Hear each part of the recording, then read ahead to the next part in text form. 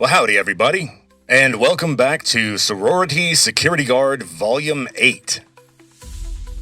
Today we're going to start the day after Zimko died. The day after one of our trusted guards stole a resident's car and went on a joyride to San Antonio, only to be arrested the next day trying to go to his second job at the Church of Scientology. The Church of Scientology. The Church of Scientology. And so, Ron and I had one final bittersweet meeting, and he once again offered to sell Zimko to me at a very low price with a payment plan. I think it was reasonable, because once the reins were handed over to me, that would cause a reevaluation among the house mothers. In other words, Ron would sort of take the fall for the incident, and I would come in as his replacement that everybody knew well and trusted. But ultimately, what persuaded me not to purchase Zimko and dive headfirst into the private security business on my own was the fact that I wanted to just graduate as quickly as possible at this point and get some sort of real stable job with my degree, something that stimulated me to some extent intellectually, that would bring in steady money and maybe even some benefits. And that way, I could start a family. And so, ultimately, I didn't share Ron's dream.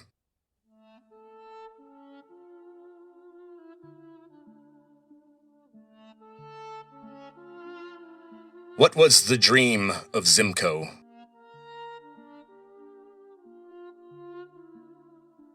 In the beginning scenes of Gladiator, Marcus Aurelius asks Maximus, "What was the dream of Rome?" And Maximus answers that Rome is the light. Rome is the light in the darkness, in a world of disorder and barbarism. Rome brings justice and order. And as a result, it brings peace. Now, did Russell Crowe's character actually say that in the movie? No. If he did, I would have used a bad impression to say it. But I was paraphrasing, so I used my own voice, which is close to Maximus. Has kind of that same uber alpha vibe, I guess, you could say. Now, Ron's dream, as he said multiple times to me in the past, was to, quote, expropriate excess labor from campus, mark the labor up, dress the men up, have them act a certain way, post them at a property, and let the money flow in. That was the plan. Now, I gotta say, Ron was a hard worker, and he was very involved in the business. So it wasn't sort of some kind of plug-and-play, get-rich-quick scheme. He knew that he had to put in an insane amount of work. And of course, I knew how much work it would be to become Ron. I would not be able to finish school. Not very well. And if I just stayed in the private security field, I think that would limit some of my options in the future. And remember, at this point, 9/11 hadn't happened. The worst terrorist attack was the 1997 Oklahoma City bombing, which got the attention of a lot of government buildings. And at that point, I was not involved in guarding any government facilities. So the prospects of growing and making a huge amount of money guarding residential properties on West and South Campus was not going to be a recipe for earning my first $1 billion. So, when I turned down Ron's offer, Zimco was officially dead. But the sororities still needed their protection. They still needed guards at their front doors, and that kitchen was not going to guard itself from the ravenous residents at midnight. So it turns out that the sororities did like Zimco because we had a kind of personal touch, being a smaller, more focused organization. The guards were younger and more well-groomed, and then I was there to have tea with the house mothers. And so Zimco would tend to bid right down the middle for the contracts. We were never the cheapest option. There were cheaper options, and the house mothers would cringe at the thought of the kind of guards that those companies would send over. Because ultimately, anyone who could pass a background check and that simple test and could stand up and walk a few yards per hour and stay awake for at least 10 minutes at a time. Okay, maybe 8 at a time. If they could do that, they'd get sent over. So the house mothers met, and since Zimco was no longer an option, and they were not going to go with the cheaper options, they swallowed that bitter pill. These people watched their budgets pretty closely, but they went with the more expensive company. Now, they didn't go with the absolute top of the line in the private security ecosystem. You've got your top companies like Pinkertons or Wackenhut. But below them, and well above Zimco, were companies like Executive Security Systems. Now, Executive being a step above Zimco, very few of the guards were students, and a lot of them were older, ex-military, even some retired police officers. So the culture was very different. Also, some sororities did go on their own, and they didn't go with any company. They hired their own freelance guard, i.e., rent-a-murderer. But the scuttlebutt that I heard, the tea, the word around the campfire, was that most of the Zimco house mothers got together and formed a kind of cartel during negotiations. Not the kind that blows up government buildings or shoots up federal police cars or sets fire to entire towns. Not that cartel. But they did negotiate as a block and fixed the price, so to speak. Now, their pitch was they were willing to pay the higher price, even for the unarmed guards, because Executive offered armed guards. But they said, nope, we don't want them bringing their guns.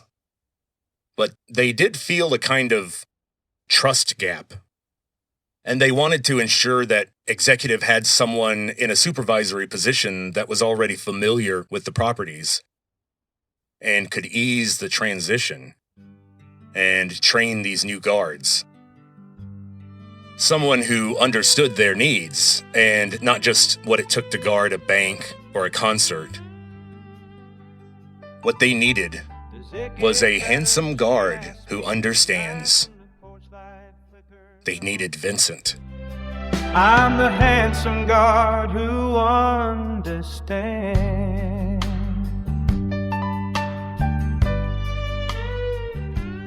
In other words, the price for Executive to receive all the sorority contracts would be to hire Vincent as a supervisor and have him train the guards and watch over the sorority guards for Executive.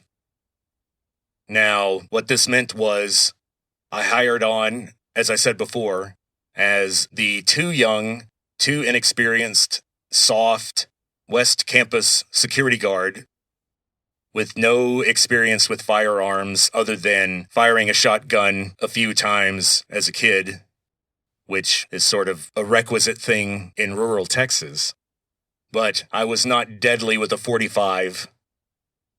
I had never been in combat. Just a bunch of dumb fights, which is a little different. And so here I am, showing up at properties, training someone who's 10, 15 years older, and they're just sort of looking at me like some kid. And so it was a bit of a tough assignment. I had to earn their trust, so to speak. I went from the khaki button-down shirt and dark slacks and my trusty black clip-on tie to the all-navy blue uniform. The Zimco shirt was cotton, and so it kept its shape really well when you starched it and you ironed it. This new shirt was all polyester, and it just sort of hung on you. Zimco security guards didn't wear a Motorola radio clipped to their chest. However, executive security absolutely did. And I was given a company truck to make my rounds, and I had a radio in there where I could talk to guards. And I had to wear a pager, just like I had done before for Zimco. I was getting pages and calling the dispatch at executive, where they would tell me about some problem that had occurred and what property the problem happened on. And I would have to head there and deal with the problem. And we'll talk about a couple of those problems in a minute. But first, let's talk a little bit more about the overall organizational cultural differences between Zimco security consultants and executive security systems.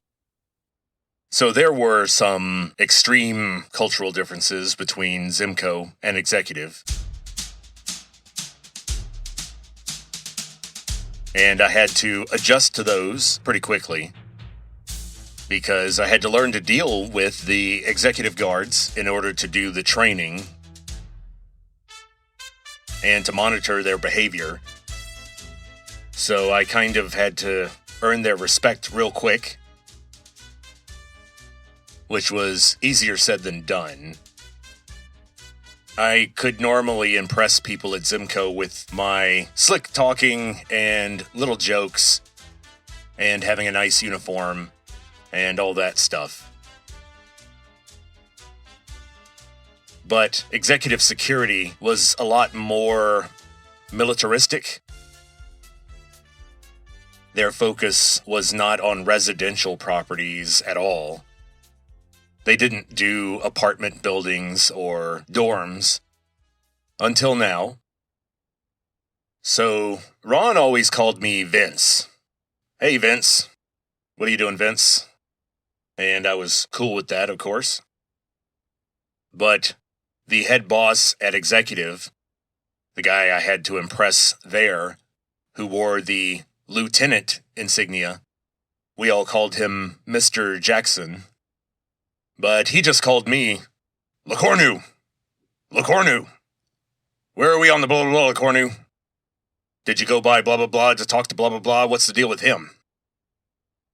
I kind of felt like I was back in high school at Taekwondo Plus in Beaumont, being yelled at by my instructor, Mr. Conway. But, looking on the bright side, I got a significant raise. I wasn't rich, but it made paying the rent a little less painful. Trips to HEB a little less painful.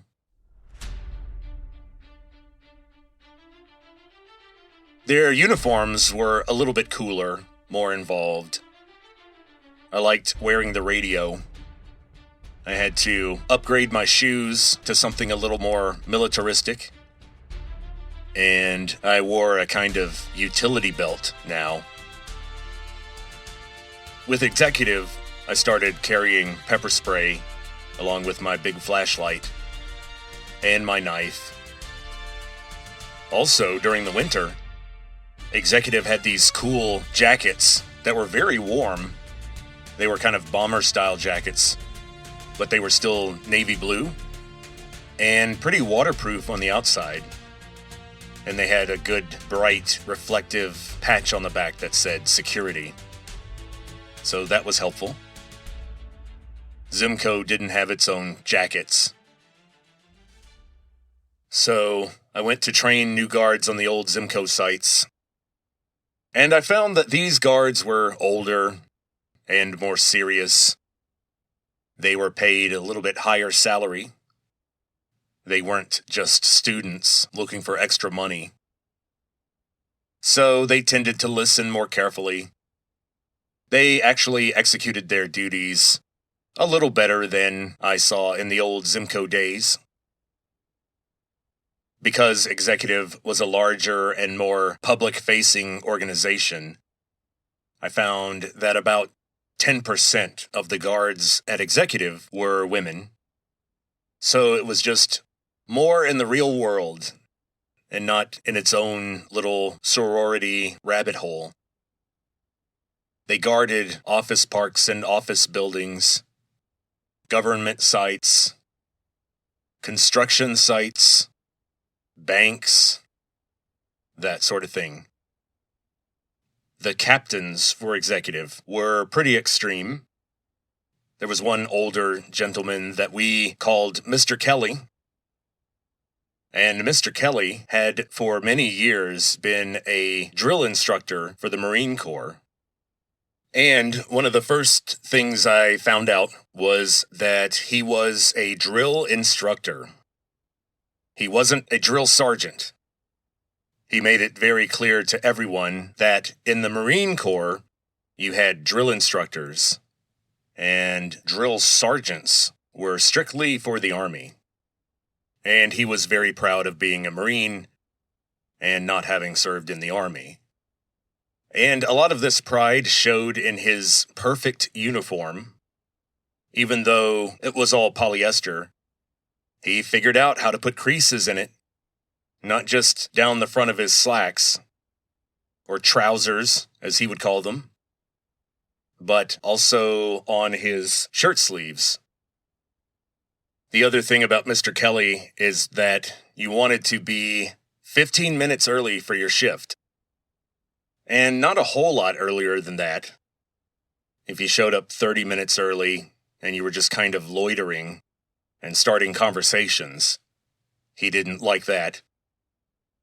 The 15 minutes was to pass down information, hand over keys, review the logs of recent events, and what he needs to be on the lookout for, any special instructions from the property owner. I had been a poor student and a security guard for long enough to develop a taste for just plain black coffee. When I had the opportunity, I would add some half and half. But that's about it. I didn't put sugar in my coffee at all, even though I was a Beastie Boys fan. And around that time, their album Hello Nasty had come out. And I really liked Intergalactic, of course. And they had that line, "I like my sugar with coffee and cream." So I knew about that. And we had a young guard. He had sort of just started. He was probably around 20. Very young for an executive guard. And so, of course, he faced even more hazing than I did. I don't know that he was much of a coffee drinker.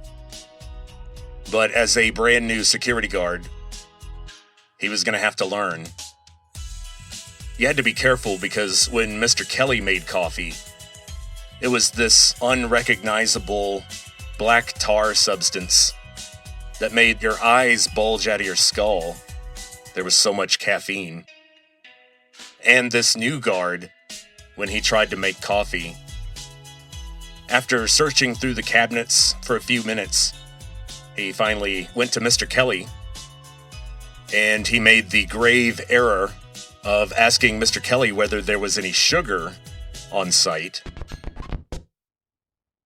And Mr. Kelly just sort of smiled and shook his head. And so this older man, this former drill instructor, looks at this guy and says, "Aw, what's the matter, sweetheart? You need some sugar?"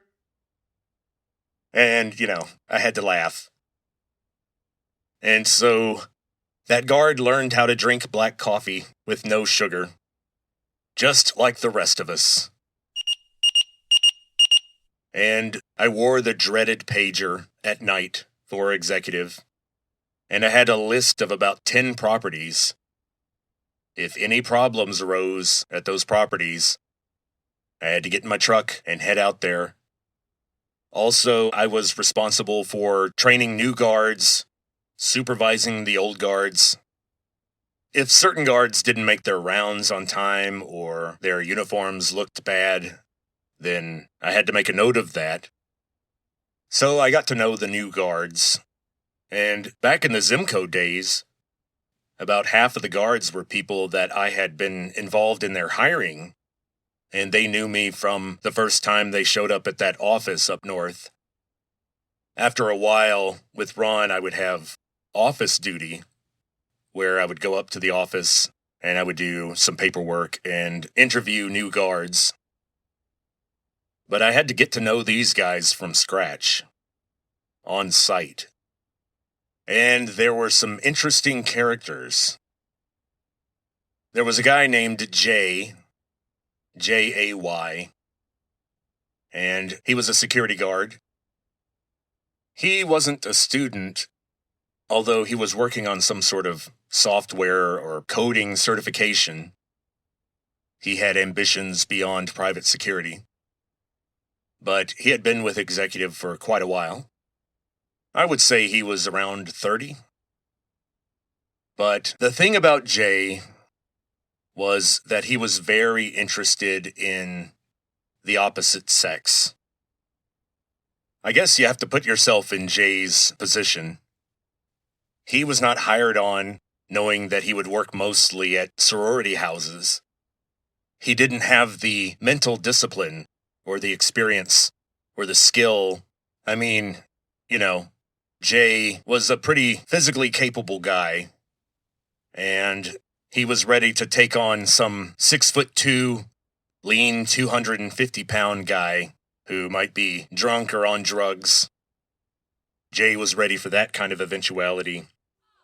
But Jay had never faced a gang of sorority girls around midnight, and they are angry and hungry. Or I'll go ahead and invent a term here. Hangry. I just invented that. I'm pretty clever with words, so I would say they were hangry. Now, Jay was careful. We never had an incident where he said something inappropriate to one of the residents. But he was always talking to me about residents that he thought were attractive. Yo, that girl is fine, dog. I don't care what anybody say. And I had to keep warning him about that kind of talk. He actually would bring a laptop to his post. And late at night, he tended to chat with women in Japan. Yo. What up, dog? Yo. Check this shit out. I got honeys on the internet now. And he was convinced that some of these young women were kind of obsessed with him, and he considered them his girlfriends.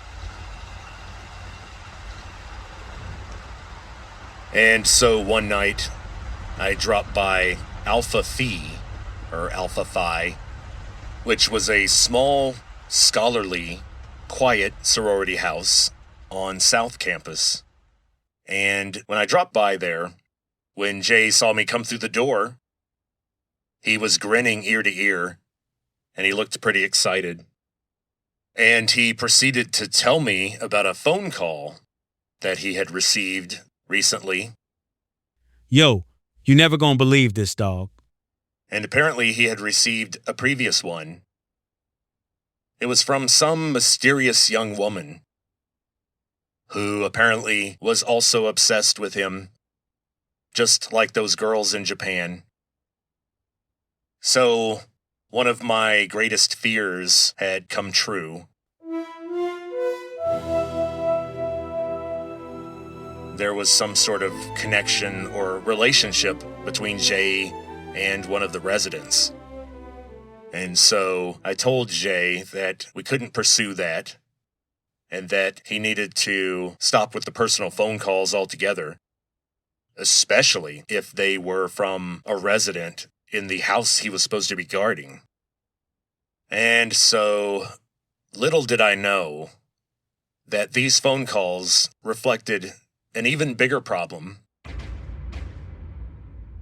And even though it's a little bit spoilerish, because it's definitely related, let's move on to what was going on next door at a sorority house called Kappa Kappa Gamma, which was also on South Campus, right next to Alpha Phi. It was a much larger and more rambunctious sorority house. That was the house where I spent the night checking on a frat pledge who had been handcuffed to an ironwork rail along the outside of the Kappa Kappa Gamma property. And it was going to be, I don't know, at least 40 degrees outside. And he was wearing only tighty whities. And the handcuffs, of course. And he made it. He made it through the night. I mean, if he hadn't, my only issue with that would be sort of the legal fallout for me not calling the police or getting a hacksaw or something and freeing him. I was kind of like, he's an adult. This is his business. If he freezes, he froze doing what he loved. So I dropped by Kappa Kappa Gamma. The guard who was there was another transfer from Zimco. I didn't have to train him. I suppose over time, he just didn't like me. And he was very annoyed that he was brought over onto executive, but kept more or less at the same position and the same pay. I mean, he didn't have his license to pack a gun, and he didn't have the experience. So executive wasn't going to shell out the cash for him. They were very annoyed that they had to do that for me. And once I became a captain over those properties around campus, he was very annoyed, and whenever I would give him some kind of guidance or training or instructions, he would say, "Whatever you say, Cappy." And that was annoying. But at least he was recognizing my rank. This guy had begun to give me a weird feeling in the pit of my stomach. And one thing I tended to do to try to get an idea of how the guard was doing was to drop by earlier in the night and try to get a sense of how he interacted with the residents. And more importantly, how did the residents behave around him? If I showed up and I see people tiptoeing past his post or rushing past it as if they were trying to avoid being spoken to, or if the guard was giving some kind of overly cordial hello to every resident who entered the front door, that gets weird. And long story short, I went over there and I started to realize that the girls didn't like him. The residents were not exactly thrilled with his demeanor or his vibe. So that was a problem on my radar. And sure enough, one fateful night, my pager goes off, and I have to explain to Katie that I've got to head out to Kappa Kappa Gamma, because something happened. And this was around, I would say, 9 or 10, maybe even earlier. It was one of those early in the shift pagings that normally would set my mind spiraling because what could that mean? Usually it meant the guard didn't show up. And that's a problem, especially with executive. So I rush over to Kappa Kappa Gamma, and I see that the guard's not there. And the guard that was supposed to be there was Mr. Whatever you say, Cappy. And after talking to the residents, I started to get an impression that his behavior had become erratic before that night. And that some residents said that he would sometimes speak in a very convincing female voice on the phone. And they found that unsettling. The incident that had occurred was that the guard suddenly stood up from the table where his post was, and he took off his uniform shirt, threw it on the floor in the main parlor, and before he left the building, he turned to the residents and he yelled out, I quit. And/or I'm fired. and then he walked out the door. And when I interviewed the residents, they were all very clear that he said and/or.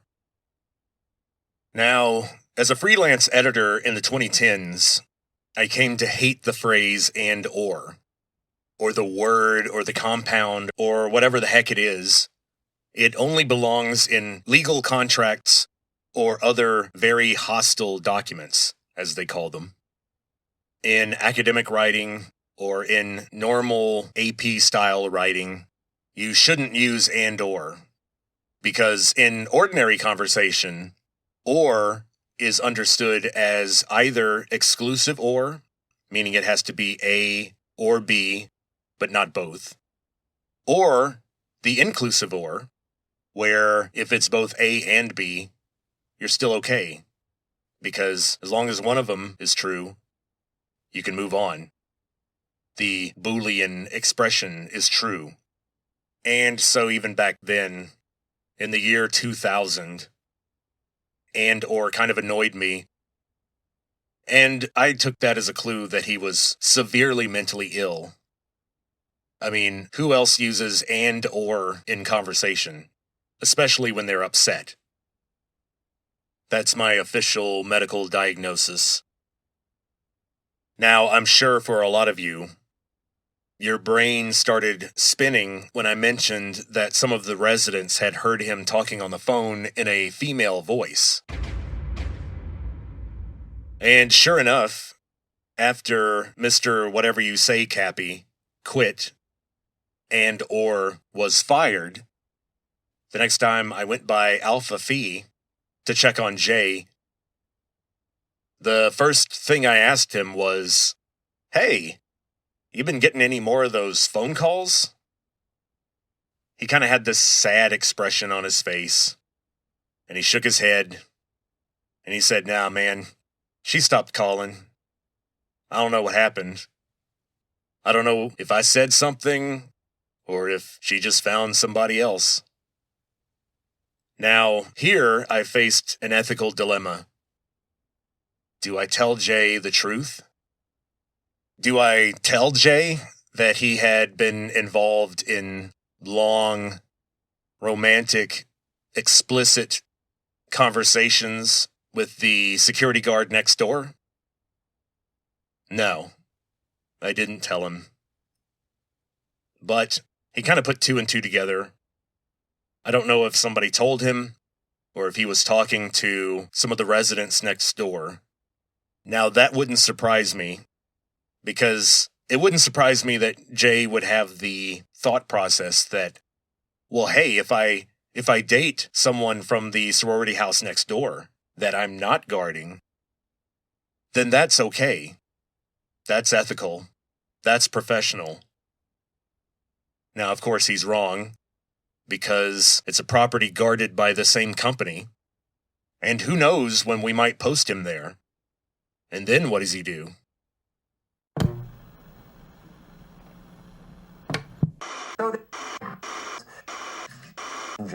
Are you? This next song is called I'm Freaking Out. Lyrics by our dear leader based on actual true events. Wow, so brave. I love that kind of vulnerability. To give us something real. So anyway, here it is. I'm freaking out.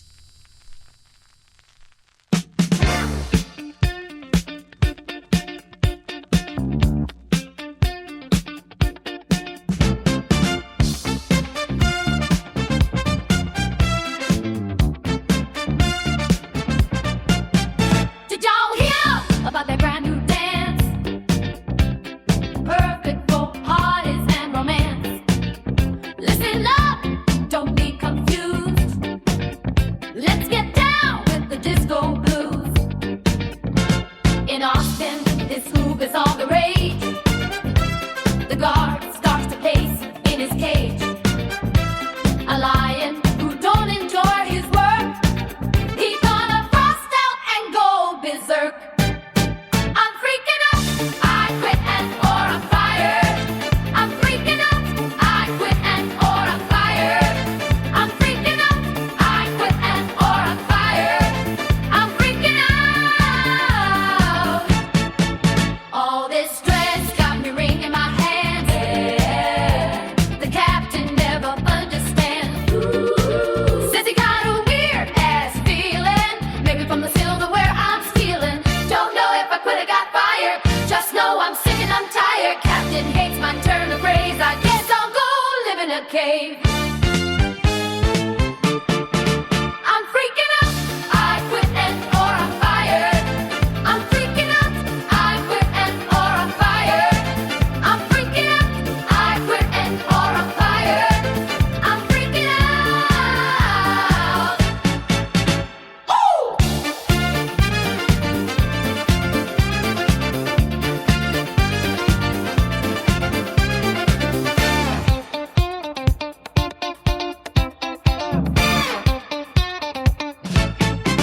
I'm freaking out. I'm freaking out. I'm freaking out.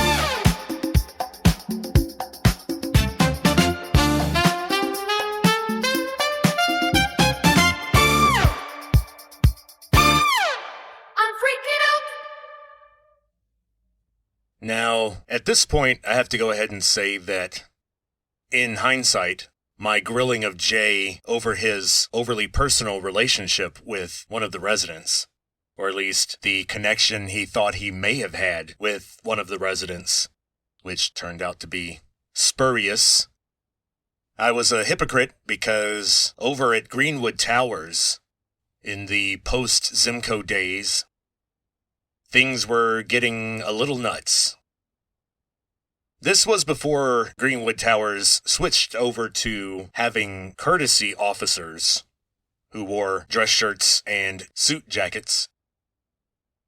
That happened around 2001, 2002. But at this point, they were still using executive guards. And what do you know? Jay was one of them at some point. And Greenwood Towers, as I said before, was not a dorm. It was not a sorority house.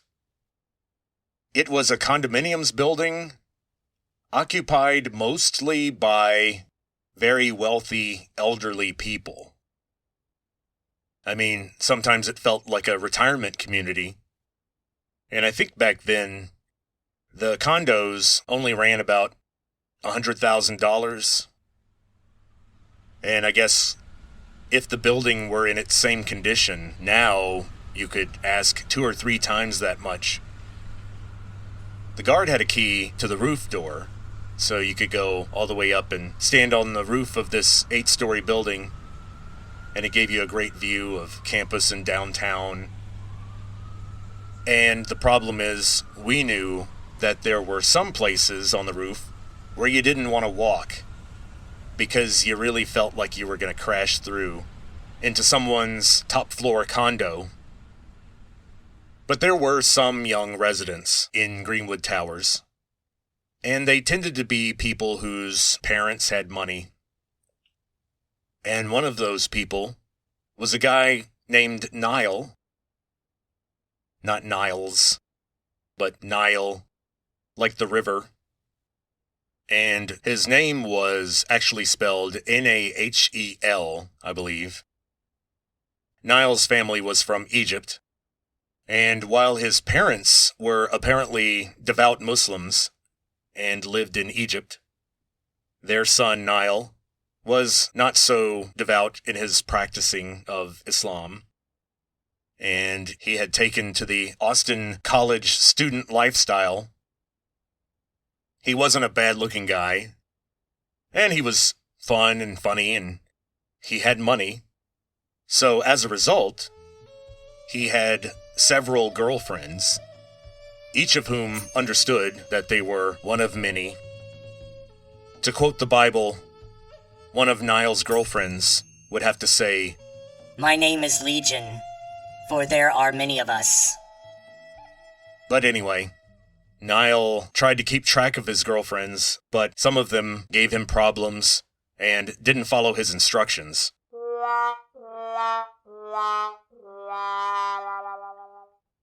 One weekend, he had to leave town, and so... Well, let me back up here. Okay, so before we talk about this, I have to say that myself and Jay and another guard that I became friends with, named Chuck, we all started hanging out a little bit too much with Nile. We'd drop by his room when he had friends in there, and they would all be smoking hookah and laughing and talking, and, you know, we started to spend too much time up there. Nile was very popular, and he was also the president of the Arab Student Association. And we'll come back to that. Also, I became comfortable with Nile's friends.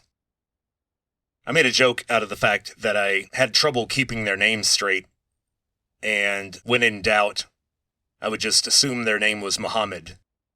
Muhammad. So one day he brings over a CD that he had burned with some music for a friend of his, and he came downstairs to the lobby to my post, and he gave it to me, and he said, one of my friends is going to come by. Could you give this to him? And I said, oh, who's it going to be? Let me guess.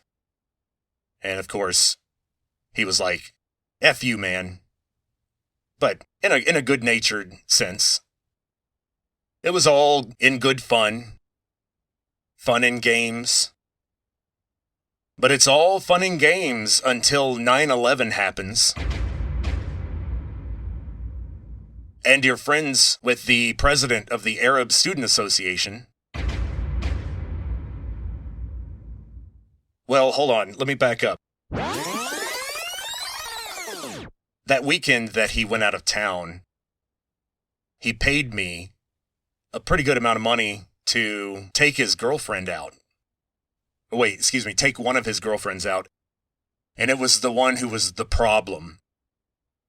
And he was worried about what she would do when he was out, because she had insisted that she was still going to go out with her girlfriends that weekend, with or without him.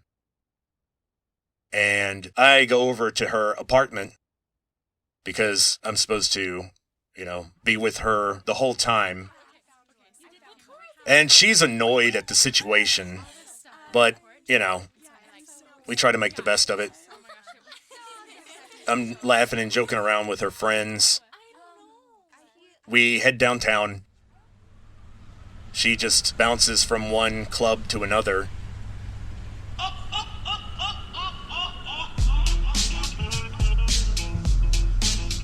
At each stop, she tries to ditch me. She tries to get me to lose her.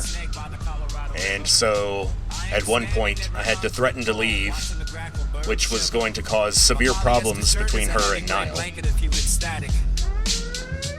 year 2000 is a digital ghost living in an attic. I stare at a parking lot where the asphalt starts to bubble. The cactus in the median is looking for some serious trouble. And I believe that he may have actually been paying for part of her bills or something, so she got in line,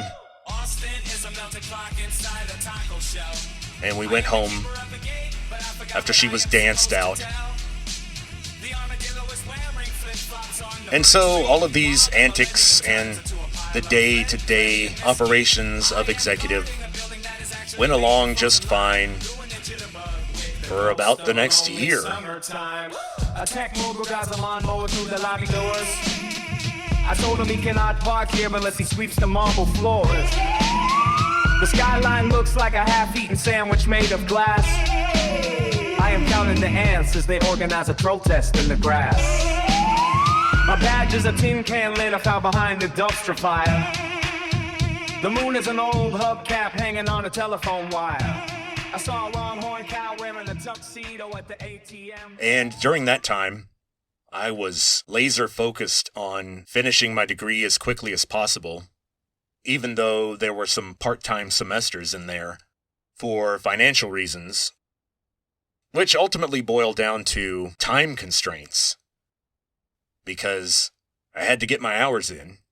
I had to do my security work to pay for things, to pay for rent, never mind school. Now, just about a year after 9/11, if memory serves, I received money from my grandfather that really helped me, and it's pretty much the reason I was able to finish school without some major delay. My grandfather's gift was instrumental in me getting my degree without having to have some sort of long gap. But then, one morning, I think it was September 11th, 2001, if memory serves, and I get up that morning, and I'm drinking my coffee, and I was watching the news, and I see that some airplane had crashed into one of the Twin Towers in Manhattan, in New York. And my first thought was, wow, what a terrible accident. What kind of neglect went behind that happening? I was expecting some sort of major investigation. And I got up and I went to the bus stop. At the time, I was living on Justin Lane, which is north of campus, in this little apartment complex. We really liked our little balcony on the second floor. And the place had a pool that I never used. But I go out to the bus stop. I take the bus to get to my morning Greek class.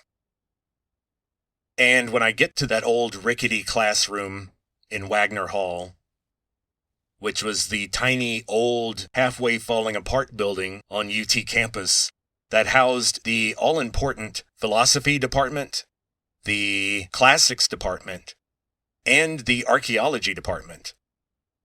3 of the least lucrative fields, and so that building was sort of an afterthought. I was always waiting to fall through the stairs into the basement.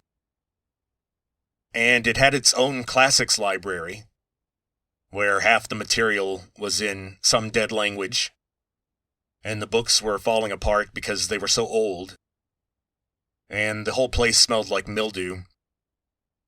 But I got a lot of good research done there. Anyway, I walk into the rickety classroom, and everybody looks like they've seen a ghost. And I was kind of like, I spent hours last night doing a bunch of translation, so I'm ready to review this stuff, get it checked. But the instructor starts the class by telling everybody, hey, a second plane crashed into the other building in Manhattan, and we didn't get word until later on about the collapse. And of course, You saw it about 10,000 times on the news throughout the rest of the day. And so people who didn't live through 9/11, I think, have a hard time understanding what a psychological shock that was. It's hard to think back then and realize what a peaceful time we had just been living through. Let's face it, the late 90s were kind of boring. We started losing our minds.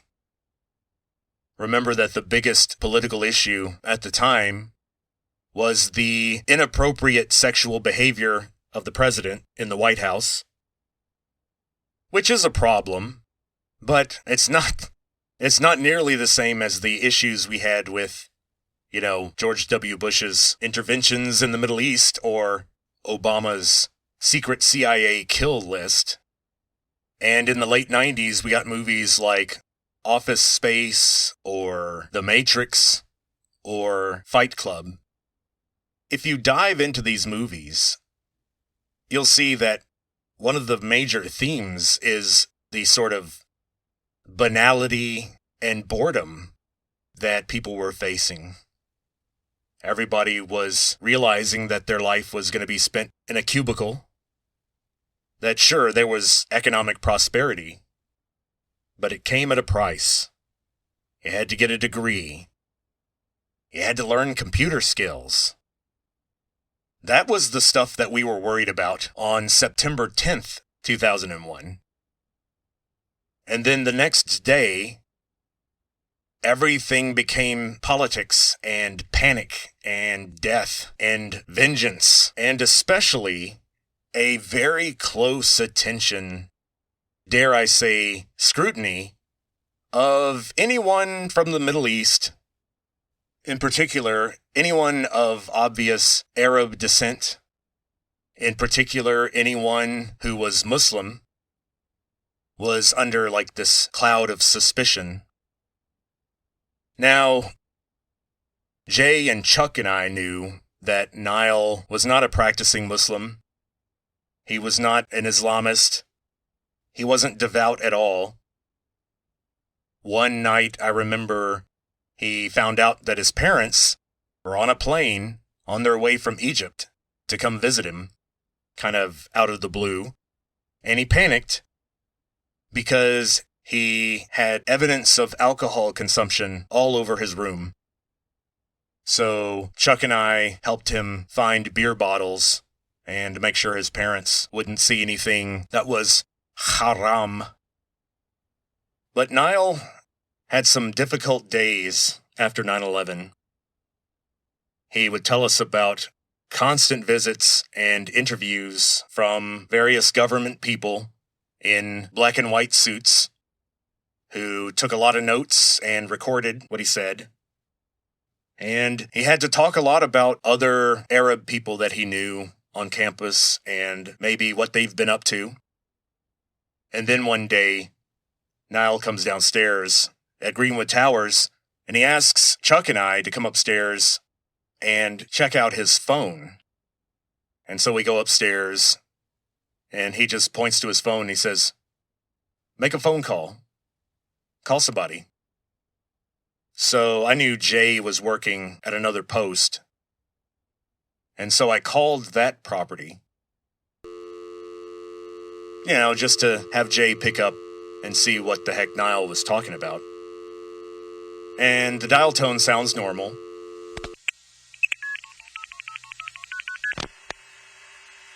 Now, let me explain for some of our younger listeners. This was a landline phone, so I had to push a series of buttons, actual physical buttons, to dial the number.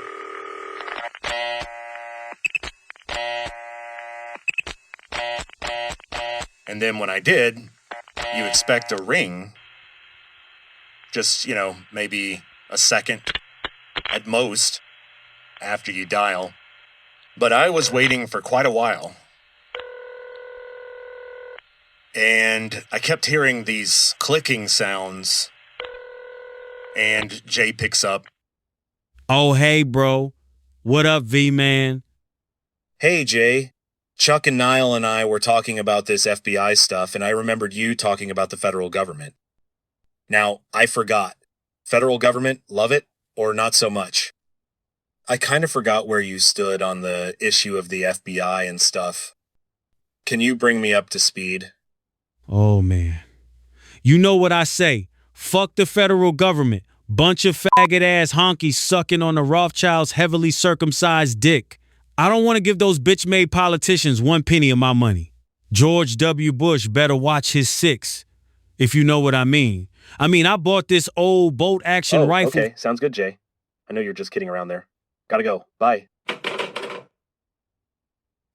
Now, I don't think that was a good joke now. The current Vincent wouldn't have done that. But you have to remember that given the paranoia and the jingoism of the time, the fact that Jay was the black man who had lived in Texas his whole life, and he was just not one of the people who was under any suspicion. Now, things were a little different for me. I'm a strange genetic mixture. You know, I'm 14% Nigerian, 25% Native American, and then pretty much all the rest is Northern European, Germanic, and Scandinavian in particular. So that's kind of weird, but the result is that I'm just sort of vaguely ethnic and just a little too dark beige or olive to be completely European. And so, given the paranoia of the time, sure enough, I was walking back from lunch one night, and some guy in a truck yells out, "Hey, Osama!" Now, the truck not only had another guy in the passenger seat, but also 3 other guys in the bed of the truck. And they were young guys, and they may have been students. But I turned and went back to the truck, and my sort of anger completely outweighed the fact that I was about to confront 5 rather beefy guys. But, you know, I had my flashlight, my pepper spray, and my knife. So, sure, they might put me in the emergency room, but one of them was going to get hurt very badly, at least. So I asked the driver, "What'd you say? What'd you call me?" And they kind of chuckled and said, nothing. So I left it alone. But it was a very strange atmosphere. We all decided to hang a flag over the security guard's post at Greenwood Towers. Once again, it's hard to put yourself in this position now in 2026. But we had this idea that we would take the flag down once whoever was responsible was brought to justice. And so I'm assuming that flag was still up there. But, that's another subject. Well, that was 9/11, and that changed everything. For a while, I did stop working shifts for executive, and I was a courtesy officer at Greenwood Towers. But after a while, I realized that the Greenwood Towers gig was a bit of a rut. I was getting very friendly with Chuck. I would hang out with him and Jay all the time. We would pull stupid stunts on the phone at night.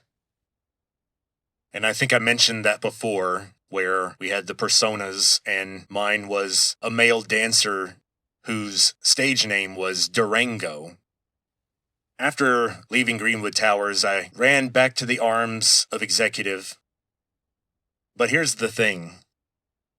At that point, I was really tired of all the campus properties and the guards that we had inherited from Zimco, and it had just become a rut.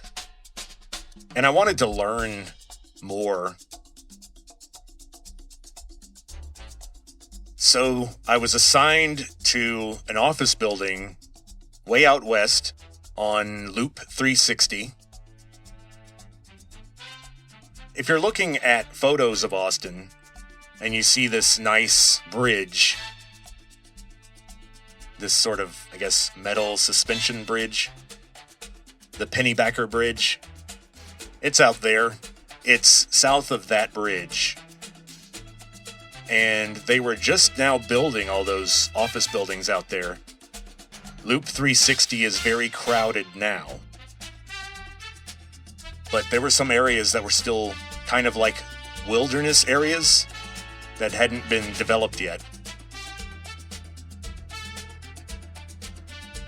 So I was stationed at an office park, and I was guarding one building that housed a company called NetPliance.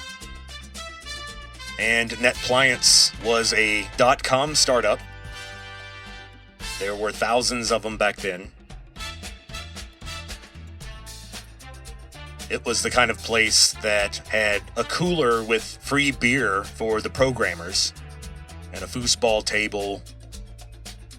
It was a little nuts, a little overboard.